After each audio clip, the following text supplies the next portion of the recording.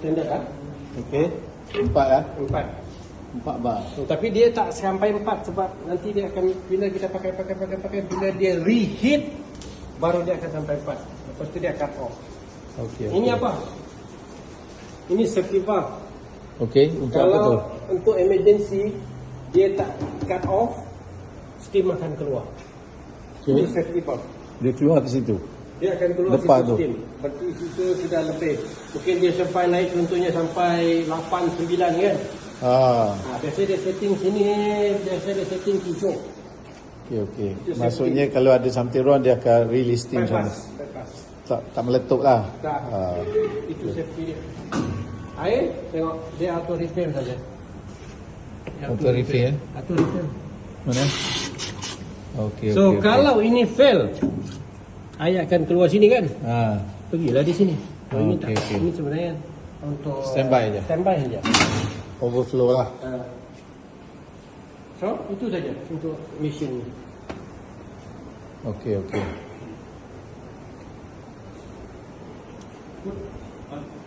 Put the hose. Hos buat lah. Dua-dua. Sebab ni nanti kita tarik meja tu di sana. Ini sudah panas ah. Sudah panas ah.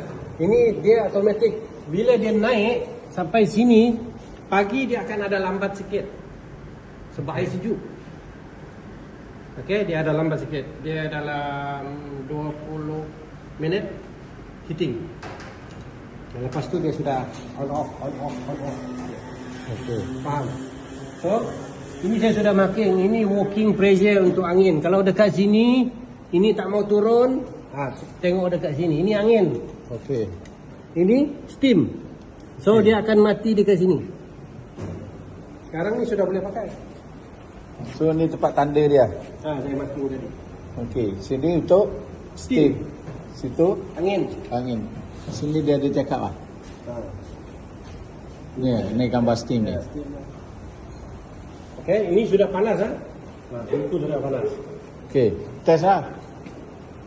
Ambil baju test. So, tengok. Ambil sana baju apa test. So, ini apa? Ni yang ni pun boleh ni. Ni. Kasih dia bagus ni. Ini, Press ni. tengok gambar steam. Kita tekan Tengok Okey. sini. Okey. Bawah. Ini atas. Mana? Ya.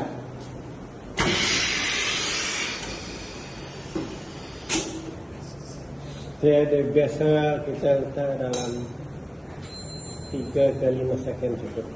Tak perlu lama sangat. Okey. Release. Lepas tu? Oh, tekan merah tu untuk release. Dia putar naik atas. Tekan tu dia akan turun sendiri, kapek. Buka tu. Bagi dia test baju ni. Sorry. Apa tu? Ini vacuum dia. Kalau nak pakai vacuum. Vacuum dia yang pergi mana itu? Kejap. Ini steam.